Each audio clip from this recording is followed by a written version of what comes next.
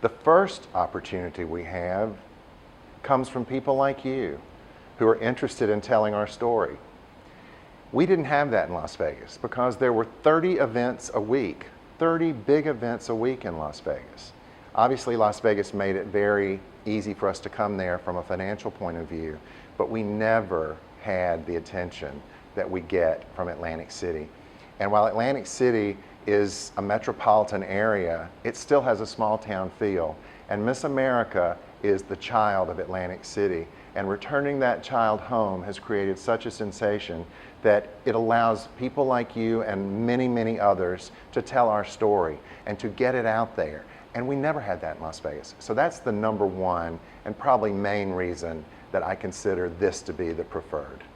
You have thousands of people coming from all over the country to be here, and you see a broadcast that features Atlantic City all the way through it. You see a parade that's going to be televised for the very first time about Atlantic City and all the excitement in Atlantic City. It's going to make Atlantic City look very relevant.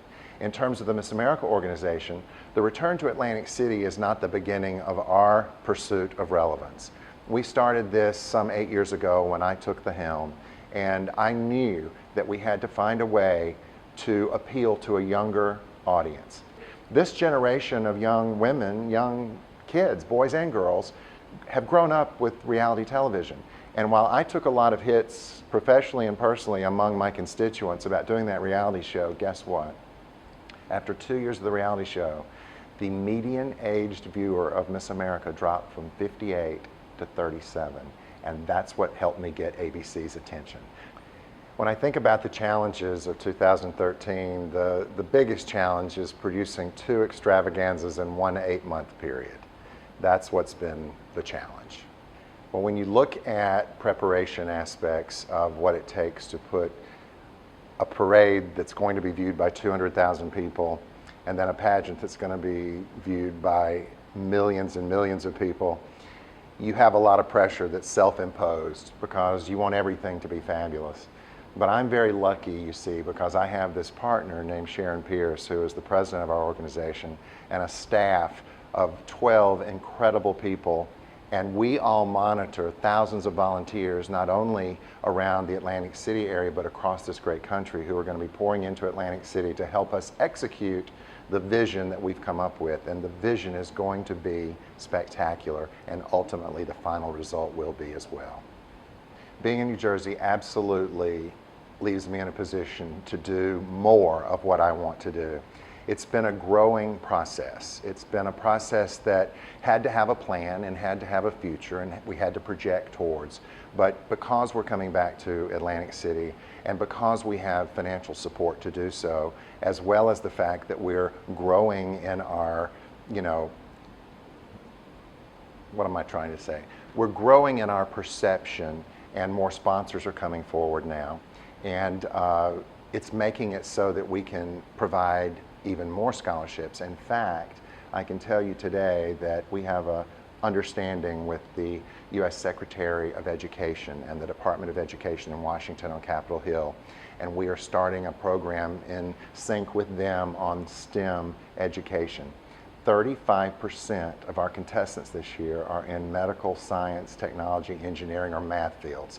And we hope that through this association that we can bring more attention to young women participating in these kind of programs. And to that end, we're going to be awarding 2 $5,000 scholarships, separate and apart from the Miss America scholarships based on how they place and finish in the competition, 2 $5,000 STEM scholarships to those who are most outstanding in that area. And the Department of Education is coming down to judge those contestants and be a part of that with us. So as we grow and as our financial stability grows, we will also be able to award more money to these young women. We are a nonprofit organization who is about scholarship. And if we can award more scholarship money, then we're winning. And we also have an incredible opening that we're doing this year to showcase Atlantic City. And the 8-minute opening parade of states will focus on all the contestants at different locations around this great city, and will give us a chance to not only show off our contestants in a beautiful light outdoors, but to introduce them in beautiful settings here in Atlantic City. And that production will be going on, because obviously we can't do it live, that production will be going on the week before. So you're going to see Miss America contestants everywhere from Steel Pier to White House Subs. White House Subs is my favorite. Well, we have a wonderful parade producer named John Best, who has worked with some of the biggest and best parades in our country, and he has come on board to help us produce this. We have over 140 units in our parade. We have all the contestants. Obviously, our Miss America, Mallory Hagan, will be featured on the Miss America float, but all the casinos have gotten involved, and many other organizations around the city have stepped up to help us, and they'll also be a part of the telecast, the first ever telecast of the Show Me Your Shoes parade out of the Philadelphia ABC affiliates.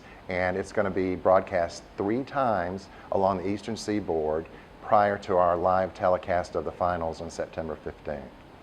And this parade, I just have to say, has involved more volunteers in the area. We have children's groups from Atlantic City, glee clubs, choirs.